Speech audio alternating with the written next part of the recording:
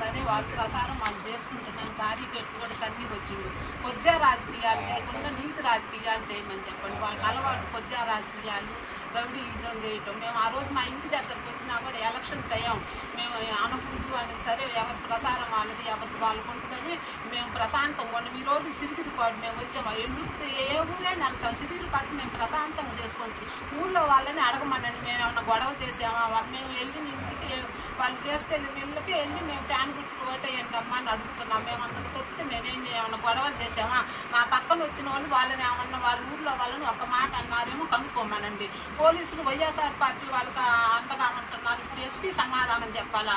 ఇప్పుడు ఎస్ఐకి కూడా దెబ్బలు జరిగినాయి కదా. మేము అంతకుముందు వైఎస్ఆర్ వాళ్ళు పోలీసులకు అండగా ఉంటున్నారు. ఇప్పుడు సమాధానం చెప్పాలి, ఎవరు గొడవ చేసింది, ఎవరు చేసిందని. కొద్దిగా రాజకీయాలు చేయకుండా నీతిగా చేయమని చెప్పండి. బ్రహ్మారెడ్డి ఆడవాళ్ళ మీద ప్రతాపం ఉంటే మా వారి మీద చూసుకోమని, మగవాళ్ళు ఉన్నప్పుడు చూసుకోవాలా. వాళ్ళు కొద్దిగా రాజకీయాలు ఆడవాళ్ళ మీద ఎగబడి కొట్టడం ఏంటి? అసలు మేము ఇన్ని రోజుల నుంచి ఇన్ని ఊర్లలో వెళ్తున్నా చూడండి, ఏ ఊర్లోనైనా ఒక్క గొడవ ఏంటని అన్నా కూడా మేము పట్టించుకో. అనంతరము మనం ఓటు అడగడానికి వచ్చిన వాళ్ళు సరే అనుకుంటాం, నువ్వు గమ్మును రాని, మేము వెళ్ళకుండా గమ్మును వచ్చేస్తాం. సిరిగిరిపాటు అంత వాళ్ళకి అంత గొప్ప, మాకు రారా మాచెల్ల రారా, వాళ్ళు మాచెల్లో తిరగరా, వాళ్ళదేనా సిరిగిరిపాడు, మాకు లేరా?